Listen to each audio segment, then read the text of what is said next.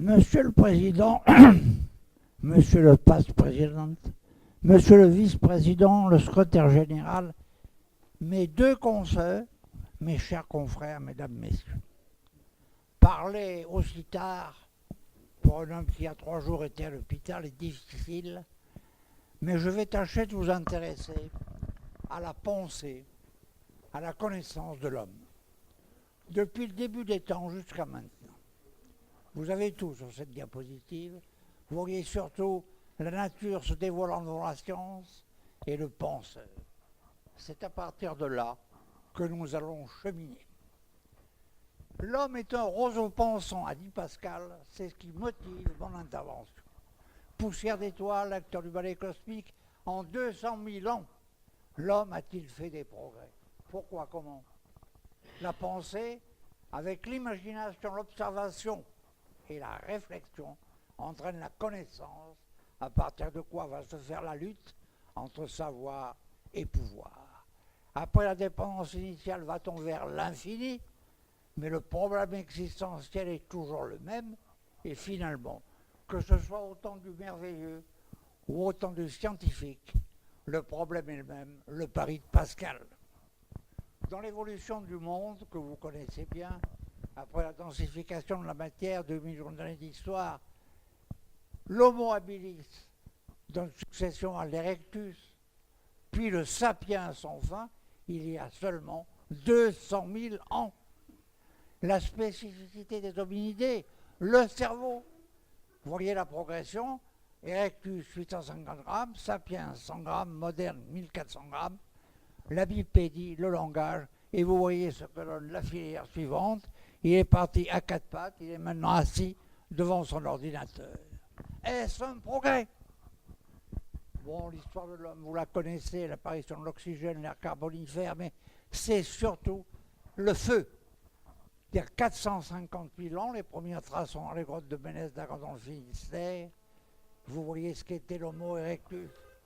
Là-haut, enfin. Excusez-moi. Cette diffusion va se faire à travers le monde. Et voilà la capture du feu, Néandertal, Cro-Magnon. Mais c'est la création de ce feu par percussion qui est la bipolarisation de la pensée, la première pensée de l'homme avec la distinction mâle-femelle. Et cette chaleur va lui permettre de survivre au cours des temps. Ancêtre de l'homme moderne, il y a 200 000 ans, un petit groupe en Afrique va s'isoler et va entraîner toute la suite, la colonisation de la Terre. Et de tout temps, le même code génétique, c'est ça qui est le plus caractéristique, avec d'infinies variantes, ça a évité l'extinction de l'espèce. Connaissance et pensée, oui, nous allons la voir au temps des cavernes, le déluge, l'ère chrétienne, le Moyen-Âge et les temps modernes, à travers essentiellement 2 éléments, la médecine, puisque quand même nous sommes à l'Académie de chirurgie, et le cosmos qui nous baigne, qui nous étreint. Et la découverte du monde s'est faite par la pensée intelligente et l'imagination au-delà du réel. Mais il y a la pensée néfaste qui a détruit beaucoup de choses, qui continue à détruire et qui reste de tout détruire. L'ignorant affirme, le savant doute, le sage réfléchit. Regardez les grottes Chauvet, il y a 30 000 ans. Regardez ces dessins. C'est extraordinaire. C'est une communication fusionnelle entre le sacré et l'homme. Il y avait même des représentations mi-homme, mi-animal, et c'est ce qui a entraîné chez les Grecs la légende du Minotaure. 18 000 ans, la grotte de Lascaux, vous avez tous les symboles de la main, l'application de la main sur les parois, la communication avec le sacré, l'illusion du relief en mouvement, regardez ces bisons, ce que cherche l'homme dans ce refuge, dans ces grottes et ces dessins, c'est la protection par les dieux et les esprits. On ne saurait le lui reprocher. Il avait une vie très difficile. Et vous voyez, là encore, c'est au Brésil, c'est le même problème, c'est les mêmes images. Il en est de même dans la jungle cambodgienne, il en est de même à Gumberley en Australie. vous voyez que ça correspond bien à une évolution de l'être humain. L'arche de Noé, le déluge, quel beau mythe qui avait été à toutes les générations autour de la mer Morte. Les plus importantes sont celles qui nous sont transmises par la mythologie grecque avec le Timéa. Le déluge, c'est une transmission de religion monothéiste, c'est un message, c'est l'Église qui offre le salut à l'humanité après l'avoir punie pour sa méchante perversité. La pensée néfaste de l'homme, la pensée favorable du Dieu. Et nous avons encore des séquelles de l'Arche de Noé sur le mont Ararat que je vous ai remarqué là. Au 3e millénaire, il n'y a pas de preuve toujours, mais la légende persiste. Dans l'évolution de sa pensée, l'homme croyait d'abord que la Terre était un disque plat posé sur l'eau, ce qui expliquait ses mouvements. Ce n'est qu'au 5e siècle que Pythagore a démontré qu'il s'agissait d'une sphère, et à partir de là, tout s'est développé autour de cette sphère, les circumductions, les grands explorateurs, je passe, le premier globe terrestre, 1491 seulement. La mythologie celtique est le point de départ de notre civilisation. C'est en Perse que vont atterrir les premiers Africains débarquant pour former l'arche indo-européenne. À droite partent les Indiens, à l'inverse, à gauche, les Celtes, qui viennent par le Danube envahir toute l'Europe. Ils envahissent les Balkans, ils rencontrent les Peuples et ils vont nous transmettre les mythes. Les mythes, c'est ça le premier départ de l'humanité. La trifonctionnalité, le sacré, le guerrier, la production, ça reste toujours vrai. Toutes les sociétés tournent autour de ça.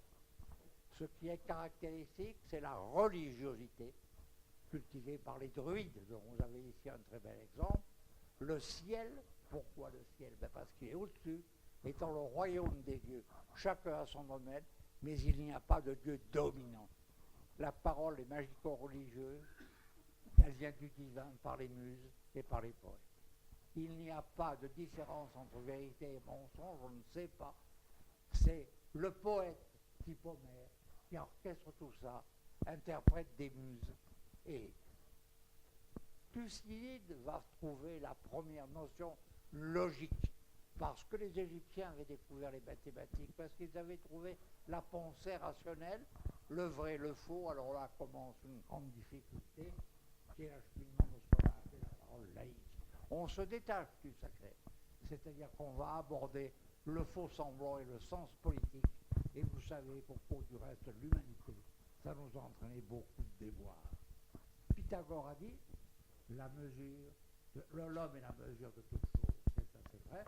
Vous avez ici la représentation de l'Olympe en bas à gauche, mais que de chemins vont se faire lorsque vont arriver les présocratiques. C'est la ruse et le cycle et le roi aquatique. La ruse qui va dominer toutes les sociétés. Le cycle aérien, c'est l'aigle, vous voyez, qui est le transporteur d'âme. Et la question existentielle se pose, pourquoi l'homme va-t-il les lois du monde, Héraclite, par exemple, Platon. Platon, c'est l'esprit logique. Platon, c'est la dialectique qui suit la théorie des idées. Mais l'idée est une expression intelligible, bien définie, qui vient de Dieu. Et dans l'idée, il y a l'idée du bien. Mais attention, l'homme n'est pas un dieu. La preuve, Platon rappelle le temple d'Apollon à Delphes, connais-toi toi-même. Et il a pensé à la République, mais il a compris très vite qu'elle n'était pas possible. Et c'est pourquoi en Grèce, il n'y a jamais eu de République. Nous avons, nous, éprouvé la République. Que va-t-il nous arriver bientôt? Nous ne le savons pas. Aristote, deuxième, lui affirme le gérocentrisme. Ça, c'est une grande évolution dans la pensée. La Terre au centre de l'univers. C'est faux, mais ils y croient. Ils veulent trouver l'acte pur. Ils séparent l'homme du cosmos. Ils veulent que l'homme soit à part. Mais le grand mérite d'Aristote, c'est c'est d'avoir pensé qu'il y avait un Dieu unique, organisateur de l'univers. Il avait compris que la ruse était importante, et la preuve, c'est que pour lui, le désir sensuel est une ruse pour perpétuer l'espèce. Vous voyez la belle représentation que vous avez là. Le malheur d'Aristote, c'est qu'il a soutenu la génération spontanée. La médecine celtique nous a entraînés sur la médecine moderne. Le sacré, la souveraineté, la médecine, toujours la trilogie. La médecine encore, magie, savoir, faire savoir. Et la magie, regardez cette belle représentation que j'ai trouvée, c'est une technique religieuse hors temps de traduction purement orale. On n'en trouve aucune trace autrement. Et vous voyez ce druide inspiré, avec l'aigle porteur d'âme au-dessus de lui, 3 facettes, la divination, le magnétisme, la magie. 3 formes de médecine celtique. J'espère ne pas trop choquer l'historien savant qui m'a précédé. Je ne suis qu'un modeste chirurgien fréquentant les historiettes. Incantatoire, d'abord, mobilisant les forces occultes. Ce n'est pas une hérésie. 2 tiers de chant, une tiers gestuelle, on continue à aller, même à notre époque, du couteau, c'est vrai, ils faisaient de la chirurgie, mais c'était surtout la médecine végétale, c'est très développé par Pline, et je vous ai représenté ici la cueillette du gui, cette plante verte, éternellement verte, qui guérit tout. C'est le domaine des druides. Et en réponse aux vœux de notre président, malheureusement je dois dire, qu'elle était interdite aux femmes. Le médecin, c'est celui qui rétablit la mesure. La geiss, la force contraignante. L'eau, le lait de vache blanche, pourquoi, je ne sais pas, c'était purificateur. Le breuvage d'oubli rétablissait l'ordre, et vous voyez très bien ici cette représentation magique de la pensée qui s'envole de la main. La main, cette partie capitale de l'homme, dont je vais voir dans un instant. Mais la vie est dans le cerveau, il l'avait très bien compris. C'est pourquoi il pratiquait la décapitation pour être sûr que le sujet était mort. Le dieu de la médecine, c'était Dionchette. Il agissait, lui, sur le système nerveux. La magie, elle est héritière de la doctrine indo-européenne, mais elle affronte la médecine romaine, gréco-romaine. Elle va être très vite considérée comme une sorcellerie, dont vous avez en bas la schématisation triangulaire. Et puis, le vrai tournant, c'est le moment hippocratique, la médecine occidentale. Il faut soigner le corps pour que l'âme s'y plaise, a dit saint François de Sales. Et à l'extrême gauche, je vous ai mis, nous en reparlerons, la scientologie, parce que là est un vrai danger. Du monde merveilleux, nous arrivons à l'ère chrétienne. Et bien c'est très facile, c'est une transition en douceur, c'est-à-dire que les mythes celtiques vont passer dans les légendes de la géographie. Et je vous passe sur les détails, ce sera écrit. Vous avez tout un tas de symboles, mais ici je vous en ai mis 2. En bas et à gauche et à droite, les feux de la Saint-Jean, le solstice d'été, et au centre, la résurrection du Christ. Pourquoi ? Parce qu'elle rappelle le mythe du dieu Lugh, le père de Tiamset, qui a été enterré 6 fois, et 6 fois son corps a été rejeté. C'est de là que vient l'idée de la résurrection du Christ, probablement.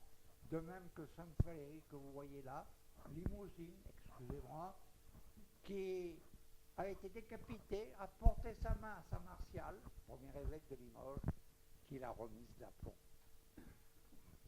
Nous arrivons à l'ère chrétienne, oui, parce que tout avant, il y a eu un tas de croyances judéo-chrétiennes, et vous voyez que ce n'est qu'une pure transmission. Vous voyez que la purification, c'est le baptême chrétien. Vous voyez que la trifonctionnalité celtique devient la trinité catholique. Vous voyez que la magie celtique, c'est le miracle chrétien. Vous voyez que les rituels celtiques, c'est l'ostension et les reliques. Je vous ai représenté en bas lourde. Les du monde sceptique, expliqués par les mythes, c'est ça qui est grave. Régis par les dieux et les sacrifices, on est arrivé aux excès chrétiens. L'extermination des cathares, l'oppression de l'Inquisition. Le Moyen-Âge, la Renaissance, espoir, oui, on découvre le cosmos. Parce qu'il y a les mathématiques, parce qu'il y a la physique, parce qu'il y a l'astronomie. Galilée, lui, va être condamné parce qu'il a eu le malheur de parler de l'héliocentrisme, de découvrir le système solaire. Il va être condamné. On a dit qu'il avait abjuré en disant « et pourtant elle tourne », c'est faux. Je ne l'ai trouvé écrit nulle part. C'est une belle légende. Et ça a été long, puisque Galilée finalement n'a été réhabilité qu'en 1992 par le pape Jean-Paul II. Vous voyez qu'il y a de la suite dans les idées. Kepler, la vitesse de la rotation des planètes, et Newton, qui lui a eu l'idée, en voyant tomber sa fameuse pomme, de la gravité universelle. L'homme pense, l'homme voit, l'homme observe, et regardez cette galaxie, et regardez ce système solaire, avec ses 9 planètes, astres errants. Et tout ça, c'est d'origine dérivée de la mythologie grecque. Il n'y a jamais de repos dans le cosmos. C'est ça qu'il faut retenir. C'est vrai encore. Regardez, qu'est-ce qui se passe à la Renaissance? Eh bien, on hérite une culture érotique entre la raison et le fameux logos, l'austère philosophie. Et je n'ai pas résisté à vous citer Jean Dorat, le Limousin, poète de la cour des Valois. La culture gréco-latine a humanisé ces sombres terres celtiques. Et oui, le Limousin est un haut lieu de la Celtique. Eros, surgissant du chaos primordial, regardez comme il est gentil. Aphrodite, la déesse provocatrice, l'amour courtois et la pensée des troubadours. Vous voyez bien que tout ceci tourne toujours autour de la même chose, comme ça a été découvert au départ avec le feu, l'amour, l'homme, la femme. Le Moyen-Âge et la Renaissance, c'est aussi Léonard de Vinci, François Ier, le Collège de France, que de belles choses. Comment Léonard de Vinci a-t-il pu penser tout ce qu'il pensait par pure imagination? Mais regardez le mal français qui malheureusement lui existait bien, que les Italiens appelaient le mal de Naples. Le seul fait qui compte, a dit Machiavel, c'est le but à atteindre sans préjuger d'ordre moral. Il n'y allait pas par 4 chemins. Heureusement, il y avait Rabelais qui a dit « Science sans conscience n'est que ruine de l'âme ». Et c'est cela que je vous conseille de retenir. Nous arrivions au siècle des Lumières, alors là, sous l'explosion, je ne peux pas tout vous détailler, bien entendu, mais Buffon, Copernic, Gay-Lussac, le Limousin, Fragonard, l'anatomiste. Que n'a-t-on découvert à cette époque? Même en médecine, c'est là le début de la vraie médecine, le début de l'art en chirurgie. Claude Bernard a dit il n'y a pas de vraie philosophie sans la science. Puissante réflexion. Et il a dit le cerveau est l'organe de l'intelligence. Ça aussi, c'est important. Mais les anciens le savaient. Ils avaient compris qu'il fallait décapiter quelqu'un pour qu'il ne pense plus. Arsène d'Arsonval, autre Limousin, pour être un savant, il faut d'abord être un grand sensible et au fond un artiste, pour ne pas dire un poète. Vous le voyez représenté ici en tenue d'académicien, vous voyez à gauche les réseaux cérébraux schématisés, mais ce que je voudrais souligner surtout, c'est la phrase de Poincaré, Henri. On fait la science avec des faits comme on fait une maison avec des briques. L'accumulation des faits n'est pas plus une science que l'accumulation de pierres ne fait une maison. Preuve et incertitude, ai-je écrit au XIXe siècle. Oui, Pasteur, Lister, c'est la fin du mythe de la génération spontanée d'Aristote. Et puis dans son val, que n'a-t-il trouvé celui-là? Les courants à haute fréquence sont en cote militaire, le téléphone de branly, la bouteille thermosphère liquide, le cinématographe, et c'est lui qui a dit à la séance officielle de l'Académie des sciences, quand nous saurons synchroniser la parole et l'image, là vraiment, nous serons immortels. L'action des forces psychiques, a-t-il dit, doit être étudiée comme n'importe quelle autre science, la joie du savant qui prend la nature sur le fait. Voilà une pensée qui va loin. Et Marie Curie avec la radioactivité. Le chirurgien, certes, parent pauvre, n'a jamais trouvé sur son bistouri l'âme, le souffle de vivre dont on parle. Mais c'est pas étonnant. Saint-Augustin, bien avant lui, en 350, avait écrit « L'esprit n'est pas constitué de matière, bien qu'il soit caché dans le sein secret de la nature. » Et alors, mesdames, messieurs, vous voyez bien, merveilleux les sciences, peu importe, ils ont le même dilemme, l'incertitude mystérieuse de l'esprit. Nous voici avançant encore et entrons plutôt dans la pratique qui nous concerne médico-chirurgicale. Les prémices, Avicenne, Hippocrate, Galien, que je vais schématiser, les pressions religieuses, les druides, le pape de mauvaise qualité. 3 découvertes sont décisives et qu'on n'a jamais pu empêcher. Elles sont sur la porte de l'entrée de la faculté des Saints-Pères, le corps anatomique, ça c'est Vézal, l'univers intérieur, les mondes de l'autre.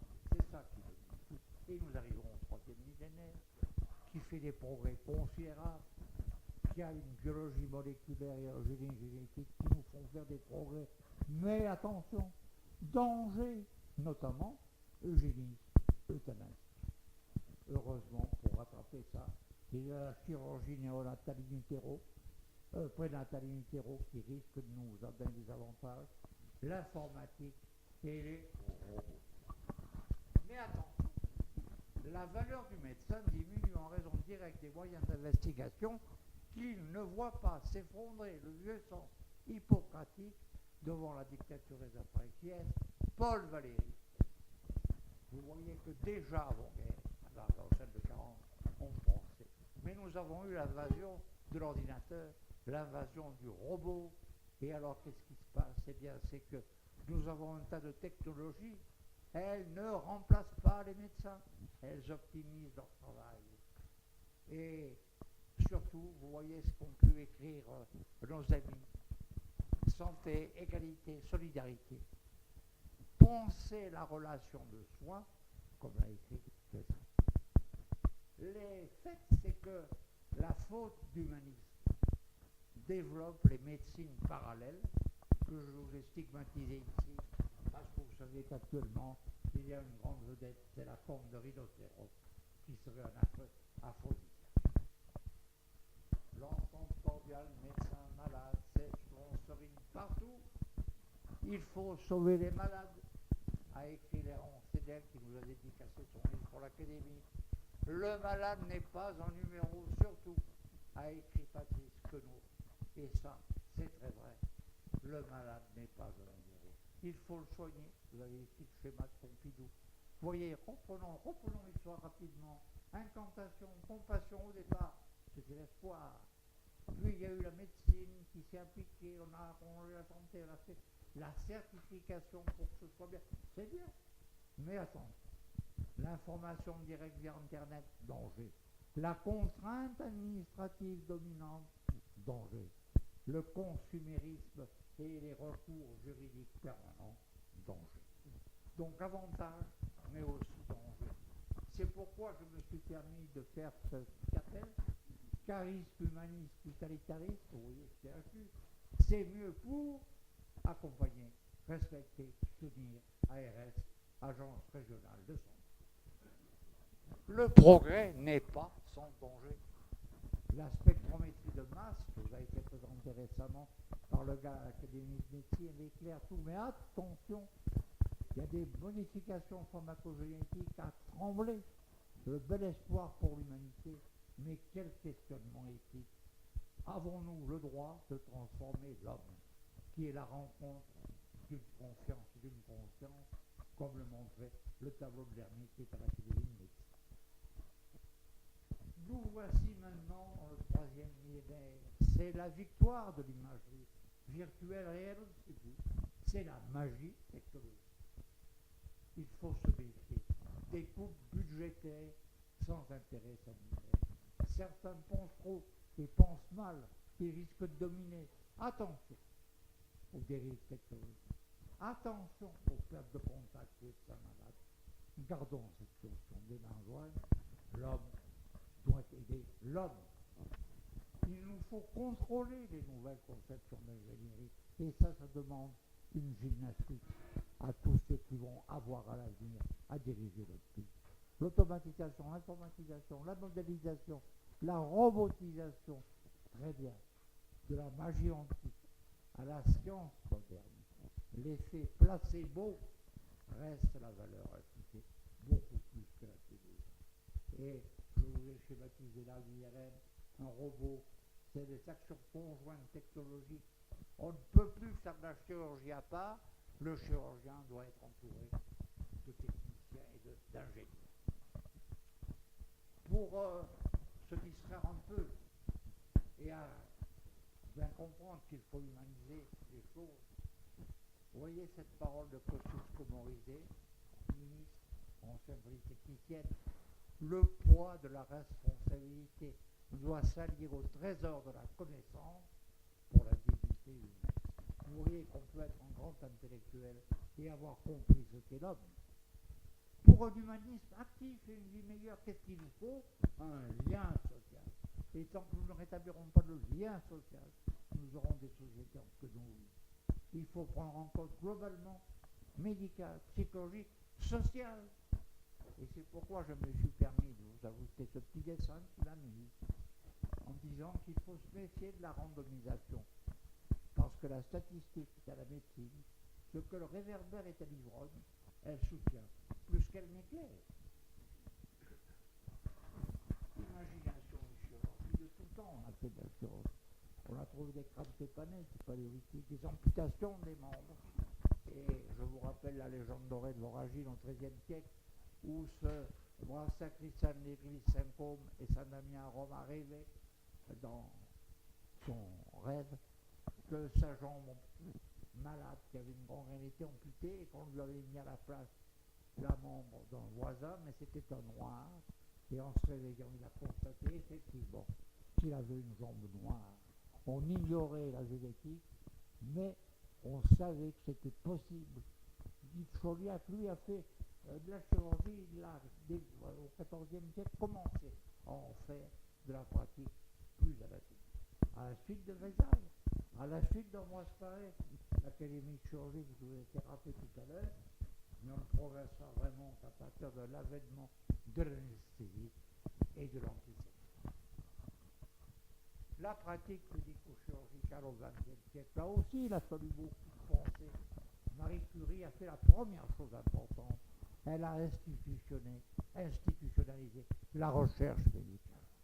On a rationalisé les opérations par la physiologie, mais ces gens de fait que je vous ai mis là parce que vraiment, c'est de là qu'est partie la véritable biologie moderne. C'est de là que sont venues beaucoup d'idées possibles en chirurgie. Les performances de l'informatique s'y sont ajoutées. Je n'en parlerai que des défibrillateurs automatiques. Mais n'oubliez pas que nous cherchons surtout actuellement la chirurgie micro-invasive, la chirurgie bioassistée, la deuxième révolution française, a-t-on dit, avec ce qu'on appelle la cébiochirurgie, et puis bien sûr la chirurgie ambulatoire dont je ne vous parlerai pas puisque vous avez eu toute une séance récemment à la télé. L'effet majeur à retenir, c'est qu'il faut créer des instituts de chirurgie expérimentale. C'est comme ça qu'on fera les nouveaux chirurgiens. C'est comme ça qu'ils feront de la microchirurgie. Vous avez ici l'image du livre de Germain. C'est comme ça qu'on utilisera le robot, parce que le robot est indispensable. Le robot ne pourra pas l'éviter, mais il faut que le robot soit utilisé comme une voilette, c'est-à-dire qu'en salle d'opération, il y a le chirurgien indispensable, mais il y a l'ingénieur robotique, l'ingénieur informatique. C'est une question d'organisation des salles d'opération.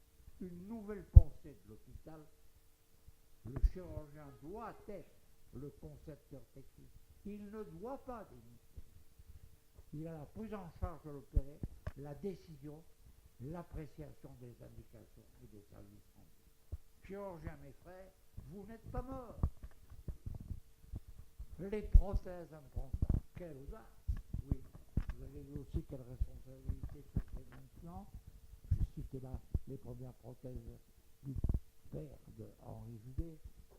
les prothèses de main informatisées, les sauveteurs d'honneur aux transplantations de marques Nailleuse, dont notre ex-président est un très haut représentant, et maintenant le cœur implantable, le Carpentier, c'est encore pire, c'est vraiment du futuriste, et les organes autoconstruits. Vous voyez bien qu'on continue à penser, vous voyez bien que le chirurgien n'est pas humain, après l'imagination créatrice des hommes. La seule question qu'on peut se poser, Dieu reconnaîtra-t-il les siens? Troisième millénaire, l'exploit de l'imagerie, nécessité de l'ingénieur et du médecin. La chirurgie virtuelle au réel, oui, jumelage ingénieur-chirurgien.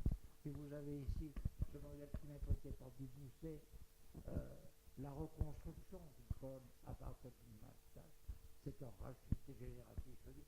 Regardez ça, retenez la poignée de main, le chirurgien ne peut plus agir seul. Alors pourquoi pense-t-on? Pourquoi crée-t-on? Eh bien, il y a un cerveau.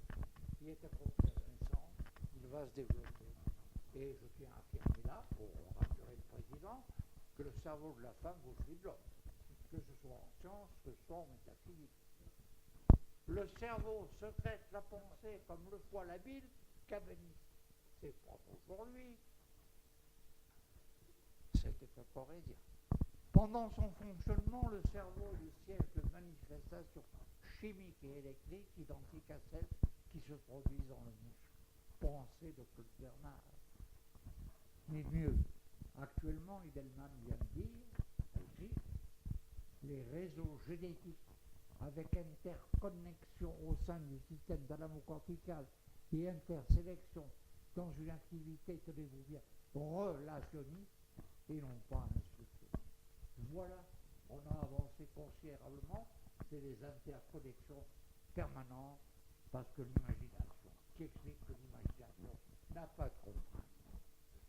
Léonard de Vinci, Jules Verne, Albert Einstein, l'imagination consciente et créative. Et regardez ce qu'a pensé Einstein. La réalité est une illusion, mais c'est une illusion qui vit. Quelle puissance! Et Neuberg, dans son livre, le centre de l'attention situé dans le lobe frontal à l'avant du cerveau s'active davantage pendant la méditation, alors que le lobe pariétal au sommet du crâne devient moins actif. On a commencé à comprendre ce qui se passe dans la cervelle des individus.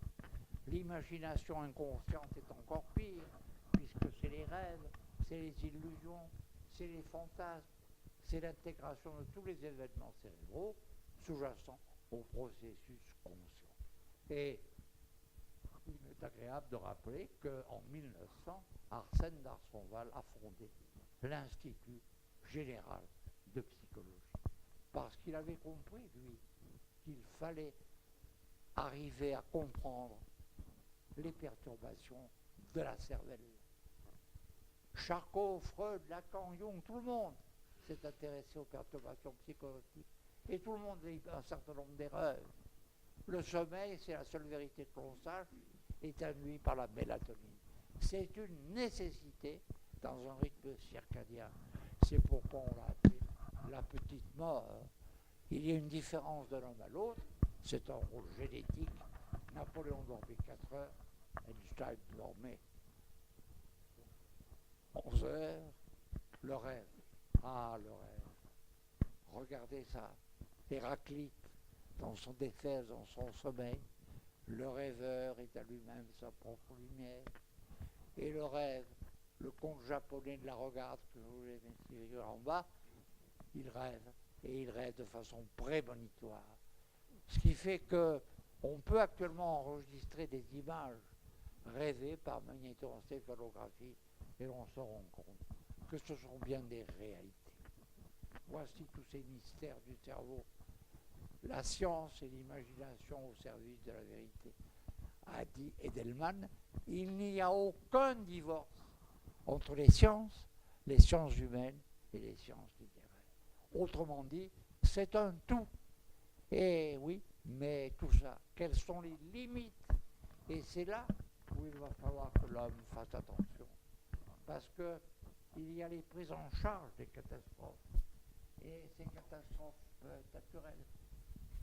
peuvent être industrielles, peuvent être guerrières, mais il ne faut pas oublier dans tout cela la nécessité de garder les anciens et la mémoire, car Didier Vincent vient d'écrire les grands-parents héros oubliés de l'aventure humaine. Et c'est vrai, si on n'a plus la mémoire, on ne saura plus où on va. C'est un peu long, mais il faut l'avaler. Les handicapés mentaux, vous ne pouvez pas les oublier quand même. Les AVC, parlons-en, actuellement, la radio interventionnelle d'urgence. Vous avez une section de radio interventionnelle. Les risques embryonnaires, vous les connaissez. La prévention. Au 3e millénaire en France, 650 000 cas de déficit à la naissance. C'est énorme. Il y a une nécessité de prise en charge. On ne peut pas le négliger. Et ces malheureux enfants, regardez, trisomie, autistes, et pire encore, les troubles du comportement, parce qu'ils sont à l'échelle sociale, parce qu'ils ont des accidents qui leur sont dus, parce qu'il est difficile de faire une expertise judiciaire, parce qu'il est encore plus incertain de traiter. Mais nous devons quand même le respect éthique à ces malades et aux embryons. La dépendance du vieillissement, vaste sujet.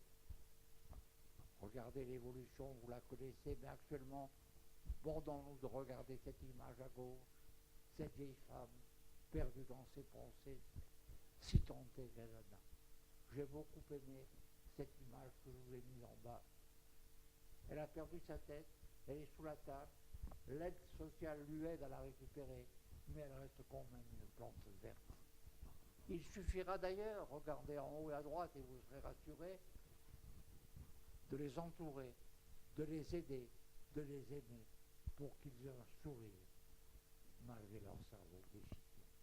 Et regardez encore ici, la dégénérescence qu'on connaît maintenant, neurofibrillaire, la plasticité du cerveau fait qu'on peut quand même récupérer un peu. Et alors on a trouvé maintenant des moyens d'un ralentissement peut-être, de rajeunissement cellulaire, mais ne rêvons pas d'immortalité, d'ailleurs ce n'est pas à souhaiter. Cependant, saluons la pensée humanitaire, puisque l'homme est quand même capable. Les vieillards meurent quand on ne les aime plus, a dit Monterrand, à retenir. Il vaut mieux ajouter de la vie à vos jours que les jours à votre vie, a dit Montala. Donner plus de vie à nos aînés, c'est le but de la Fondation des Hôpitaux de Paris, Hôpitaux de France, de Madame Chirac. Et regardez la notion de solidarité. Regardez en bas à gauche ces femmes plus ou moins tristes, abandonnées, isolées, dans une vague maison. Au contraire, au centre, l'assistante de vie l'aide. Regardez le sourire de cet homme d'Alzheimer, dont vous avez l'image du cerveau détruit à votre droite. Les limites en médecine, ça c'est capital.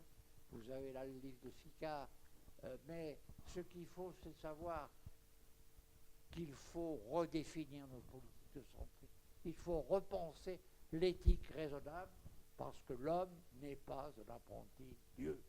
Il faut éviter le délire, il faut se mettre des limites, il faut ne pas faire vivre à tout prix, il faut savoir refuser l'uniformité de l'eugénisme du clonage.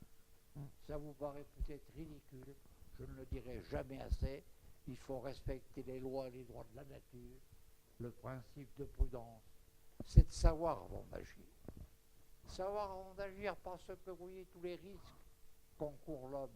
Vous voyez surtout la procréation artificielle, fils de personne, l'homme mécano, la tête isolée perfusée, pourquoi pas, comme on l'avait décidé sur les murs de la salle de garde de Saint-Antoine. Le problème, c'est de se rappeler ce qu'a dit Huxley, la médecine est la science de l'incertitude et l'art du probable. Et puis nous voici maintenant, grâce à Jean-Louis Ribardière, qui m'a expliqué un peu la théorie quantique. En haut, vous avez la relativité restreinte d'Einstein, qui est connue, l'homme dans l'ascenseur, il ne se rend compte de rien. Et le chat de Schrödinger, parce qu'il est dans une boîte, il est vivant, il est mort, on n'en sait rien. C'est l'incertitude Mais Dieu ne joue pas au dé, a écrit Einstein en 1927. Et l'intrication quantique, eh ben, c'est l'interdépendance des particules proches, c'est la décohérence du champ magnétique, c'est ce qui vous explique la possibilité de la résonance magnétique, et c'est ce qui est au centre du tableau, et schématisé par les actions triton-deutérium, du soleil artificiel, l'espoir des savants, mais attendons. Et les galaxies perdues, combien il y en a? On ne sait pas. La remise en question, le neutrino, qu'on vient de découvrir, ce neutrino va plus vite que la lumière, alors où va-t-on? Et le boson de Higgs au CERN de Genève, infiniment plus petit encore et bombardant sans cesse l'atome. Où va-t-on? On n'en sait rien. Humanité, cosmos, oui. Alors là, vous avez l'astrologie, c'est pas notre propos. Vous avez l'astrophysique, oui.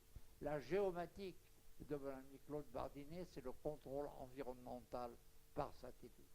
La météorologie, bon, passons, elle nous sert pour la survie de l'humanité. Et nous avons eu la conquête de l'espace, Armstrong, conquête des océans, Cousteau, mais où en est-on? Eh bien, le système solaire, pas maintenant. Il est là, on envisage de le quitter pour aller plus loin. Mais attention, nous allons peut-être tous mourir. Sous nos pieds, sur nos têtes, il y a des risques. Nostradamus avait prévu. Le code secret de la Bible, bien avant. Le calendrier des Mayas. Alors c'est l'explosion, mais les pensées scientifiques ne s'opposent pas aux croyances antiques. Et regardez l'homme de la rue. Il dit, je croyais que c'était idiot. Non, dit l'autre, Nostradamus l'a dit. Ah bon? Et vous ne croyez pas qu'il y a trop de catastrophes qui nous attendent? Non, répond le petit bonhomme. Une prédiction annonce que les extraterrestres vont venir sauver les meilleurs d'entre eux. Trinzan Juan m'a fait beaucoup réfléchir. Il a écrit « La spiritualité n'est pas un luxe, mais une nécessité ». Et voilà que le très haut savant reste croyant. Croyant quelque chose. Mais il n'y a pas que lui, le noir, le célèbre Frédéric Lenoir, qui m'a aussi beaucoup fait réfléchir. La science a oublié le merveilleux par orgueil, mais l'apport du divin est irremplaçable pour se rassurer et espérer malgré la mort. Alors qu'est-ce qu'on peut dire? Eh bien, finalement, les conditions symboliques du début de l'humanité et les prévisions technologiques modernes, ça se rapproche. La question qui se pose est de savoir si le robot inspiré par la nature peut remplacer l'homme. Et attention, Victor Hugo a dit utopie, vérité de demain. Alors ça, c'est un problème grave. Parce qu'entre la création divine, que vous avez en bas, la chapelle Sixtine, et l'évolution de Darwin, nous sommes tous parents, mais nous sommes tous différents. Et c'est pas étonnant, puisque saint Thomas d'Aquin avait dit l'édifice doit aller de la forme à la forme, de la forme, et de la forme à la disposition de l'ordre. Ça n'a l'air de rien, mais c'est qu'il faudrait savoir pourquoi, il y a 3 milliards et quelques d'années, il y a eu la création de la première cellule vivante. Alors, tout dans le cosmos est soumis à la même organisation. Pourquoi et comment y a-t-il eu ordre dans le chaos initial? On n'en sait rien. Alors, 2 réponses. L'univers ne doit rien au hasard, a dit Wittgenstein. L'homme est perdu dans l'immensité indifférente de l'univers, d'où il a émergé par hasard. Eh bien, ceci me rappelle que Alfred de Vigny a écrit « Le juste posera le dédain à l'absence. Il ne répondra plus que par un froid silence au silence éternel de la divinité. » Vous voyez, quelles que soient les époques, on a les mêmes problèmes. Qu'est-ce qu'il y a en dehors de nous? Qu'est-ce que nous sommes? La science nous amène-t-elle vers l'Apocalypse, vers l'Éden? Pouvons-nous être immortels? Serons-nous les gardiens de la terre, les spectateurs de notre toute-puissance qui va nous détruire? Eh bien, le mieux, c'est d'écouter Woody Allen. La vie est insupportable, mais le pire, c'est qu'elle s'arrête. Vision magique du monde, dit Spengler. Et le prix Nobel de physique Weinberg, plus on comprend l'univers, plus il nous paraît vide de sens. Où va-t-on?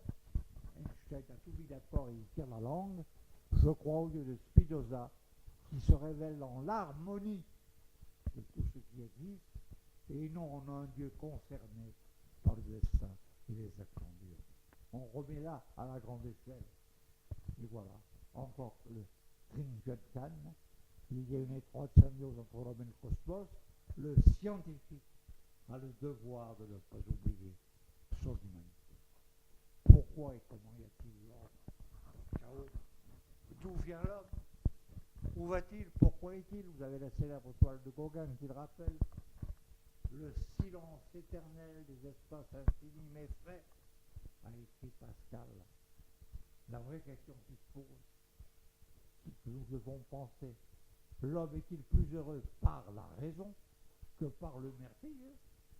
Il existe encore, à notre époque, des phénomènes supranaturels que la raison n'explique. Et nous ne devons pas refuser ces vérités. Alors là, je vous ai dit la magie de la création musicale, c'est un peu long. Vous pourrez le lire. Il est certain que le cerveau joue un rôle considérable, réparti entre le droite et la gauche, les airs vocales, les airs visuels, mais les différentes variétés de cet opéra, de l'intrépide opérette, la vie parisienne, l'émotion des vases de Strauss, la vibrante tempête du jazz, tout ceci, c'est pas. Et l'homme a créé aussi, par expression artistique, il a pensé et il a exprimé sa pensée. Vous voyez toutes les images que vous pouvez imaginer, depuis les peintures rupestres jusqu'au tour de la Défense, qui nargue le ciel en quelque sorte. Et tout ceci pourquoi? Parce qu'il y a la main. Et sur le musée du compagnonnage à tout est bien écrit, la main est esprit. Mais attention, l'humanité est actuellement altérée par la spéculation, par la toxicomanie, par l'argent sale, par les paradis artificiels. C'est d'ailleurs l'expression philosophique qui en était sortie. Regardez l'anti-humanité de Diogène dans son tonneau, la sagesse des fous et la folie des sages avec Erasme, le positivisme qui avançait quelque peu d'Auguste Comte, mais surtout Élisée Reclus, de l'anarchie à la philosophie de la terre, errare humanum est. Alors là, l'expression philosophique, ah oui, elle peut s'exprimer de plusieurs façons. Elle peut s'imposer par la formation de la violence. Regardez à gauche. Elle peut sublimer l'existence par le parapsychique en bas à gauche. Elle peut vivre surtout dans le réel, et c'est la débauche des Borgias que je vous ai signé là. Le problème, c'est comment atteindre le bonheur en réalité. Chacun fait comme il peut. Et cette expression littéraire, depuis les poésies mythologiques, la poésie des troubadours, le roman historique d'Alexandre Dumas, l'essentiel, voyez-vous, c'est d'éviter l'absurde et de bien respecter ce qu'a expliqué Philosophe. Les dieux eux-mêmes meurent, mais les vers souverains demeurent plus forts que les errants. Patientez encore quelques secondes, quelques minutes. Qu'est-ce qui reste à l'individu dans sa réflexion? Ben, il faut d'abord qu'il, dans le pays du tiers-monde, c'est assurer la survie et recouvrer sa liberté. Dans les pays développés, on cherche à favoriser la domination. C'est une erreur. Pour tous, il faut développer l'homme et sa science. Mais attention, ne confondez pas économie de la santé et santé de l'économie. Ça, c'est un appel à nos Jeanne d'Arc. Jeanne d'Arc, de la royauté à la République, partout, c'est gloire, patrimoine, sécurité, GPS, gouverner, c'est présent. En principe de précaution, oui. Environnement, protection sociale, sécurité sanitaire. Les vraies causes de la crise financière du troisième millénaire sont parfaitement connues, nous pouvons passer. Imagination et pouvoir, puisque nous avons vu que l'homme pense, mais il pense beaucoup avec imagination. Eh bien, jamais la science ne pourra aller seule au bout du chemin. C'est le leitmotiv de Plan. Les robots peuvent-ils remplacer l'homme? Non. L'homme n'est pas le maître du monde. Et apprenti sorcier, il faut se souvenir de la sagesse de Sénèque, place ton énergie dans ce qui dépend de toi. Je sais que je ne sais rien, dit Socrate, c'est vrai. Cherchez, il restera quelque chose. Retenez surtout cette phrase de La Rochefoucauld, le propre de la médiocrité est de se croire supérieur. Et puis, la mondialisation virtuelle, la perte de l'équilibre, la perte du bon sens, la course à l'argent, finance, modélisation, intolérance, décennie. Protéger l'environnement, puis l'écrin dans lequel s'épanouit l'homme, voilà ce qu'a été Comorille, ministre de la France.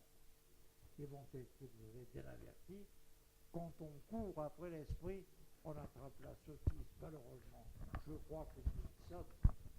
Alors les temps modernes, c'est quoi? Eh bien, il y a quelque chose. Mais ce que nous devons savoir, c'est qu'il faut maintenir l'écologie si l'on veut survivre. C'est que la robotique est un moyen, mais n'est pas une finalité. Et le père Dornelas a écrit, l'ambition environnementale doit devenir une ambition éthique. On revient, vous dites, quel programme pour la jeunesse. Et du mieux au pire, eh bien voilà, il y a ce qui est bien, il y a ce qui est mal. Malheureusement, ce qui est mal finit par dominer. Heureusement qu'il y a des Mandela, heureusement qu'il y a des sœurs Emmanuel. L'homme a un génie destructeur incroyable. Et vous voyez toutes les guerres, toutes les invasions, les génocides. On relance actuellement le problème avec l'Arménie. J'évoque, moi, les Vendéens. Ces malheureux qui ont été massacrés. Dont Roche s'est fait le broyeur, dont Carrier à Nantes a fait les silennes noyantes. Le génocide arménien, la Shoah. C'est toujours le même problème. Ce génie destructeur, regardez ce qu'il entraîne. Regardez à gauche ces malheureux enfants en train de mourir. Regardez la rigueur d'un Coran et ses femmes voilées. Regardez en bas à gauche l'explosion atomique. Regardez la Shoah au milieu.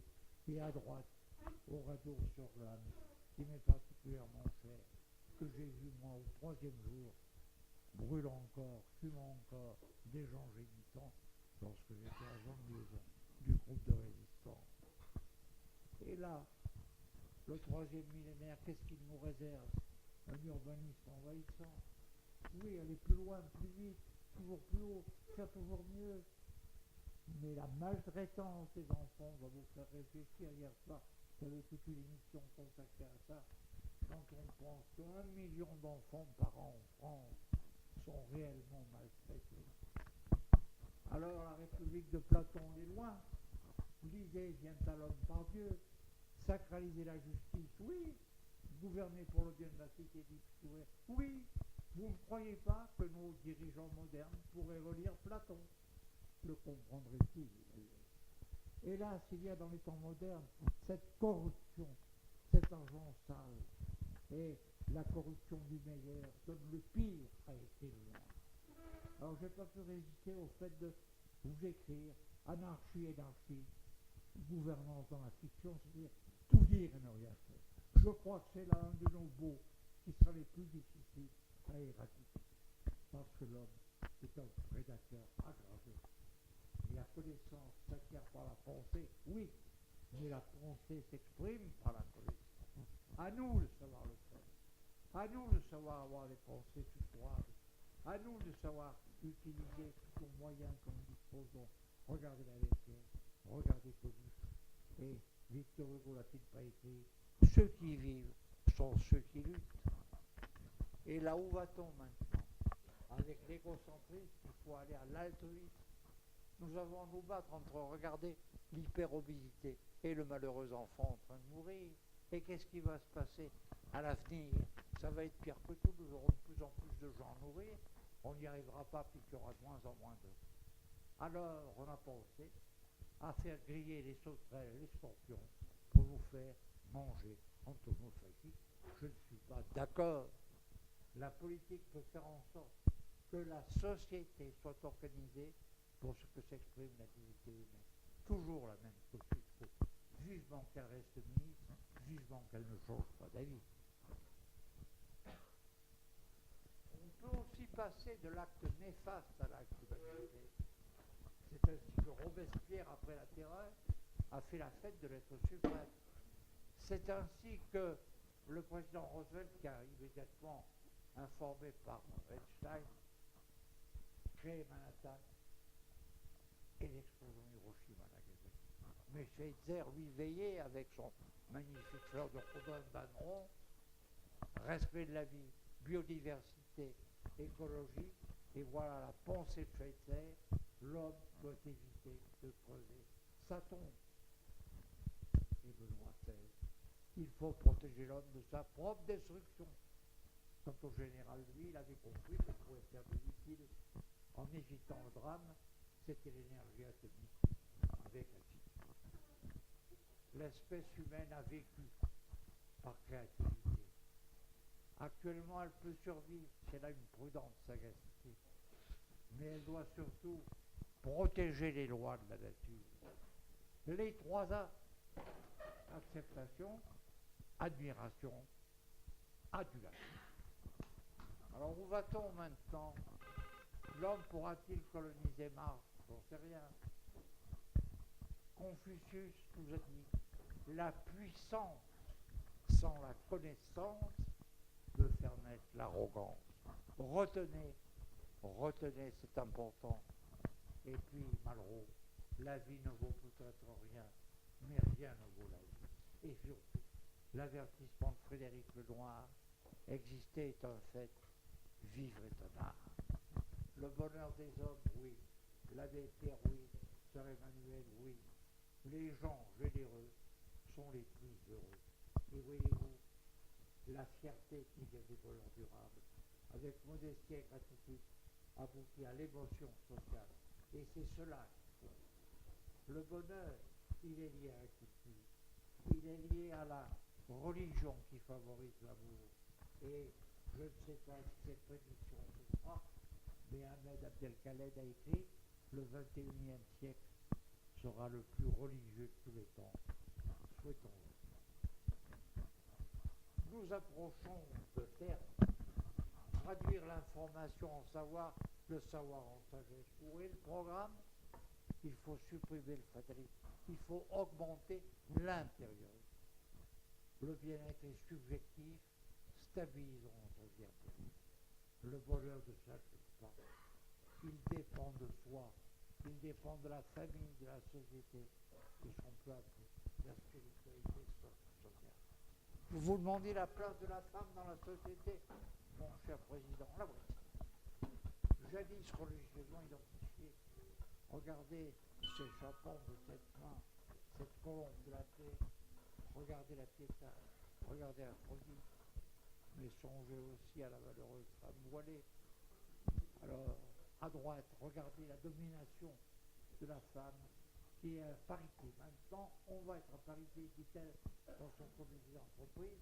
Et au fait, ajoute-t-elle, a-t-on pensé au rideau de Crétoc? Soyons quand même méfiants. La femme doit être libre, la femme doit être exigeante. On a besoin d'elle. Elle est socialement dominante. Souhaitons qu'elle reste l'avenir de l'homme. Et la stérilité féminine, vous l'avez là, toutes ces femmes magnifiques qui ont fait l'histoire de France, je vous en fais grâce, vous les reconnaissez. Mais j'insiste, en bas, à gauche, sur la petite Simone Veil, morte à Mauthausen, et ça fait que vous reconnaissez les Nobel de la vie. La jeunesse, oui, la jeunesse, c'est la vie. Contrairement aux erreurs qu'on a pu écrire, c'est sur les murs de Babylone, 5000 ans. La jeunesse d'aujourd'hui n'égalera jamais celle d'autrefois. Grave erreur. La jeunesse, elle reste bonne, mais la jeunesse, il faut s'en occuper. La jeunesse, il faut lui procurer de l'avenir. Il faut éviter le collège unique. Il ne faut pas la marginaliser, sinon la société est condamnée. Et je n'en fais pour preuve les nouvelles addictions des jeux vidéo à risque. Et Villon déjà dit, qu'as-tu fait, toi que voilà de ta jeunesse? Et beaucoup plus simplement, Anne Romanoff nous dit, on ne nous dit pas tout. Voilà la vérité, voilà le virtuel optico-numérique. Attention, la vie est l'ensemble des forces qui s'opposent à la mort. Claude Bernard. Nous avons connu la diversité génétique, la sélection naturelle, l'adaptation, mais ce qu'il faut bien retenir, c'est la réflexion d'Illustrissimus.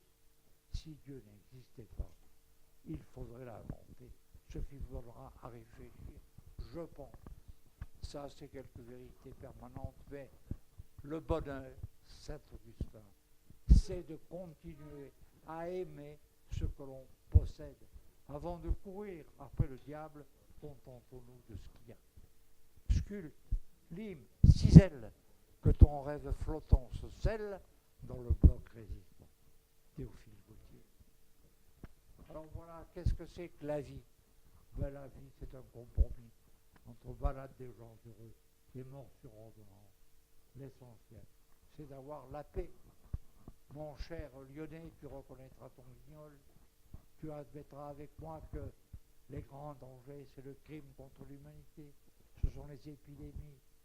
Mais nous restons toujours avec Alexis Carrel, l'homme saint inconnu. Le fait, c'est que nous allons disparaître. C'est inévitable. Mais nous ne savons ni le jour ni l'heure, a dit saint Matthieu. Bien. Du rêve à la réalité, voyez où nous en sommes, du merveilleux à la science, ben oui. Connaissance et pensée, voilà. Il faut éviter les déviances. Et retenez bien surtout, donne, tu recevras. Retenez bien que le maléfique, c'est la guerre des dieux que vous pouvez lire, le Yalta du Proche-Orient. Et ça, cette connaissance et pensée de Tocqueville, je veux imaginer sous quel trait nouveau le despotisme pourrait se produire dans le monde. Ça, c'est absolument capital à retenir. Et nous voici à la fin. Vous voyez, savoir, par imagination et déduction, on a l'idée.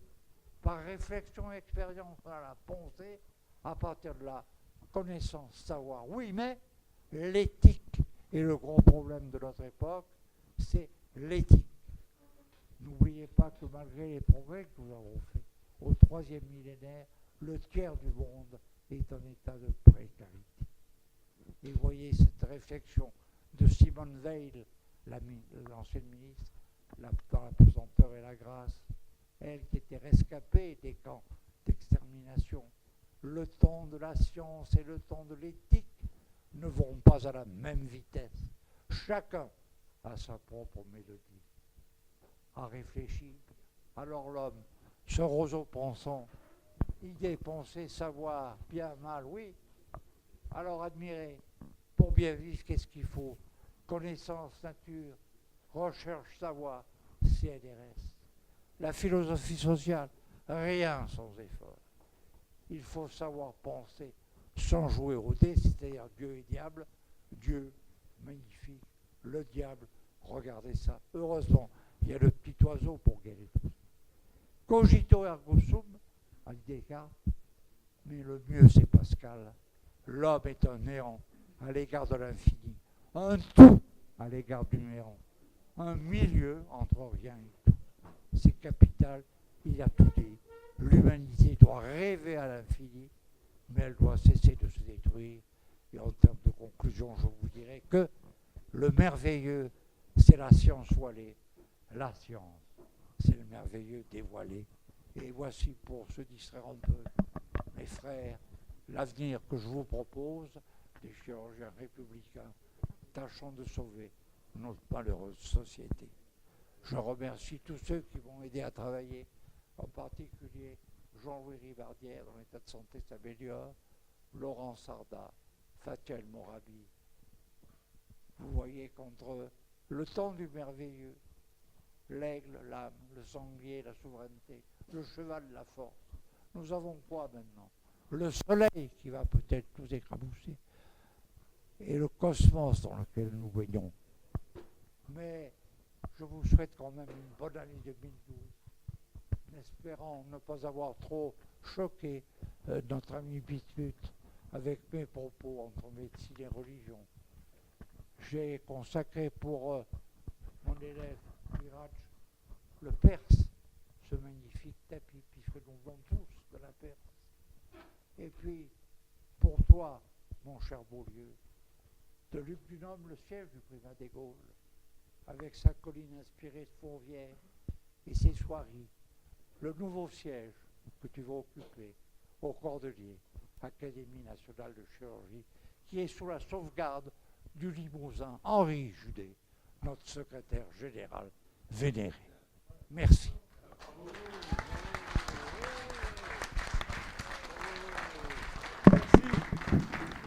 Merci pour quel travail.